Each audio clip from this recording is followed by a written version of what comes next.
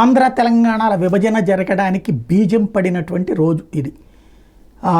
దాదాపుగా 11 ఏళ్ళు అయిపోయింది రాష్ట్ర విభజన జరిగిపోయి 10.5 ఏళ్ళు అనుకోవాలా. అంతకుముందు జరిగినటువంటిది ఏదైతే 2009లో కేసీఆర్ ఆమర నిరాహార దీక్ష కూర్చుని తెలంగాణ వచ్చుడో కేసీఆర్ చచ్చుడో లాంటి స్టేట్మెంట్ ఇవ్వడం ద్వారా ప్రారంభించినటువంటి ఉద్యమం పీక్ స్టేజ్కి వెళ్ళినటువంటి పరిణామం ఆ రోజున. దాని ఇంపాక్ట్ ఇవాళ స్పష్టంగా కనబడుతుంది.